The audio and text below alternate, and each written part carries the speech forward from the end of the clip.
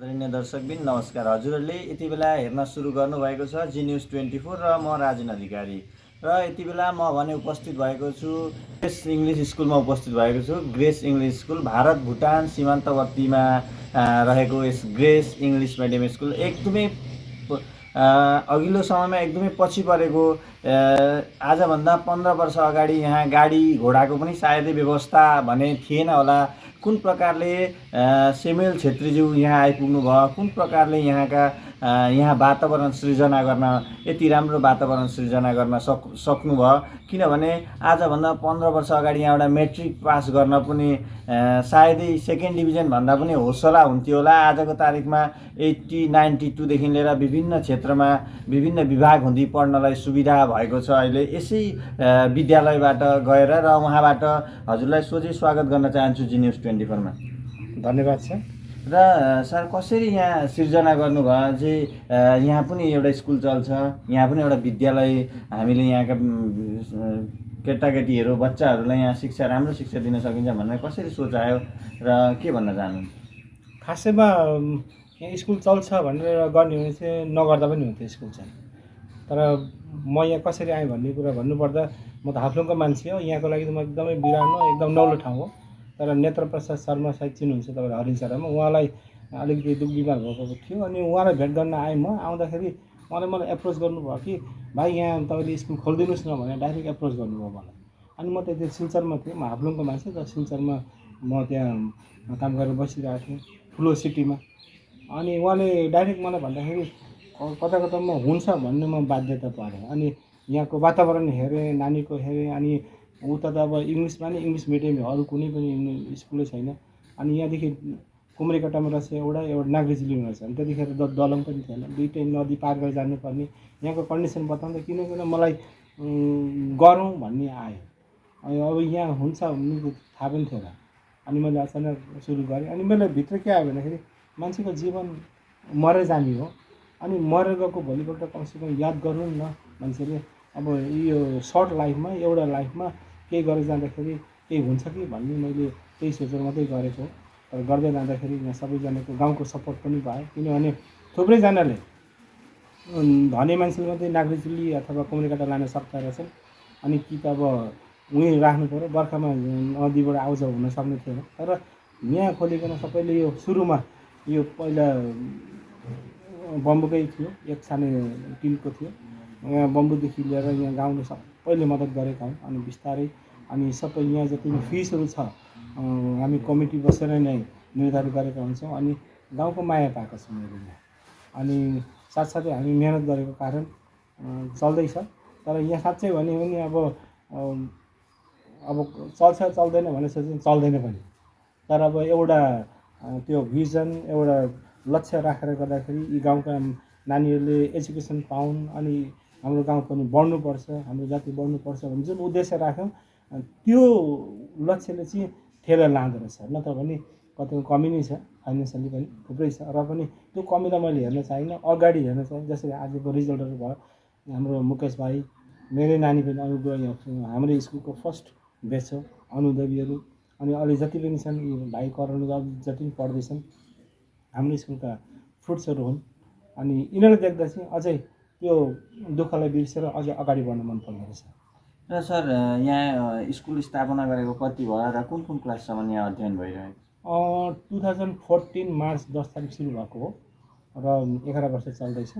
हामी क्लास 8सम्म चलेर 3 वर्ष हामी स्थगित राख्यौँ।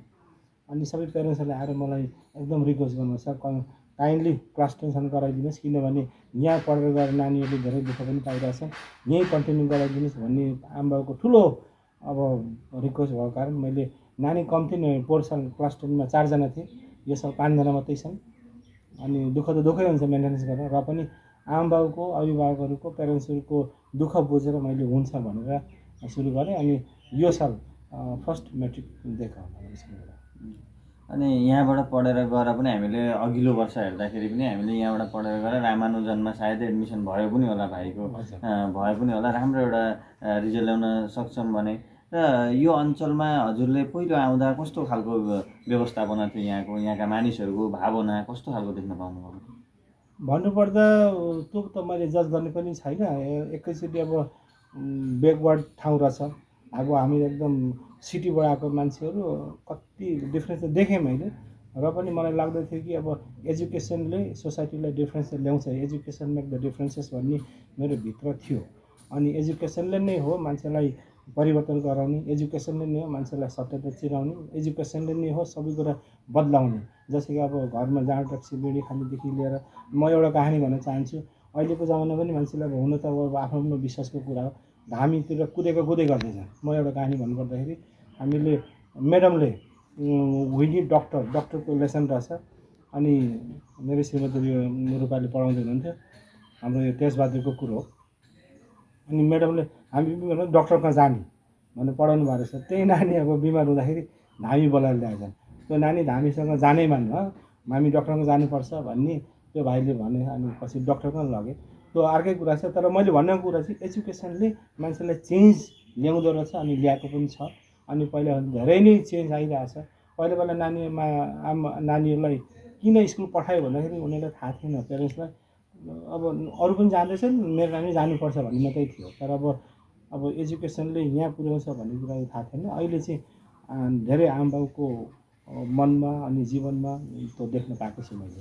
अनि यहाँ एकदम शान्ति वातावरण छ यस क्षेत्रमा, र कम्ती विद्यार्थीहरू पनि छन् स्कुलमा, र कोहीले एडमिसन दिन वा होस्टेलमा राख्ने व्यवस्था छ कि छैन, कस्तो खालको व्यवस्था?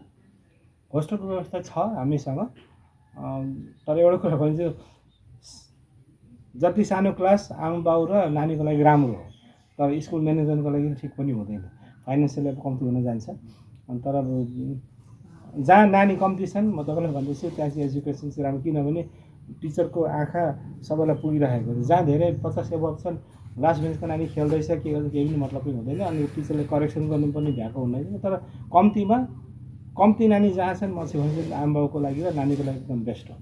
अहिले अगर हामीले कार्यक्रम चलाइरहेका छौँ, हाम्रो कार्यक्रम देखेर भोलिको दिनमा कसैले कन्ट्र्याक्ट गर्न चाहनुभयो भने, वा हाम्रा पनि छोराछोरीहरू होस्टेलमा राख्न चाहन्छु, त्यहाँ सारसँग जोगाजोग गराइदिनु त भन्न चाहनु भएछ भने हामी पक्कै पनि हजुरहरू समक्ष सम्पर्क गराइदिनेछौँ। र हजुरको जुन यस एउटा पछौटो क्षेत्रमा आएर भारत भुटान सीमान्तको एकदम फेदमा, पहाडको एकदम फेदमा आएर हजुरले ग्रेस इङ्ग्लिस स्कुल खोलिदिएको लागि यहाँका बच्चाहरूले पढ्ने सुविधा पाएको भन्ने कुरो हामीले यहाँ गाउँबाट पनि सुनिरहेका छौँ। र पछिल्लो समयमा हामी आउँदाखेरि जसले पनि धेरै मार्क छात्र सङ्गठनका व्यक्तिहरू यहाँ पस्दाखेरि वा विभिन्नले सम्बर्धना गर्न खोज्दाखेरि कहाँबाट पढेर आउनु भएको, कहाँ भएको थियो र तपाईँको तल्लो पर्यायको शिक्षा भन्दाखेरि हाम्रो ग्रेस इङ्ग्लिस स्कुलमै भएको थियो भन्ने पनि पाइराखिएको थियो। त्यही कारणले हजुरसँग हाम्रो माने सौहार्दपूर्ण यसरी भेटघाटको कार्यक्रम राख्ने भन्ने खालको कुरा चलिरहेको थियो। तर आज मौका पनि पर्यो। र आदरणीय दर्शकबिन, हजुरहरू पनि होस्टेलमा दिन चाहनुहुन्छ, अगर हजुरहरूलाई पनि हजुरको छोराछोरीलाई पनि एउटा राम्रो वातावरणमा शिक्षा दिन चाहनुहुन्छ भने ग्रेस इङ्ग्लिस मिडियम स्कुललाई सम्झिनुहोला। र हामी अहिले आएर राम्रो एउटा वातावरण, ग्रेस इङ्ग्लिस मिडियममा कम्ती विद्यार्थीहरू भएको स्कुल हो, र विद्यार्थीहरू कम्ती हुँदाखेरि पठन पाठन पनि राम्रो हुन्छ जस्तो लाग्छ। र यति भन्दै म राजेन अधिकारी, जी न्युज 24बाट बिदा लिन चाहन्छु। हेर्दै गर्नुहोला जी न्युज 24। धन्यवाद।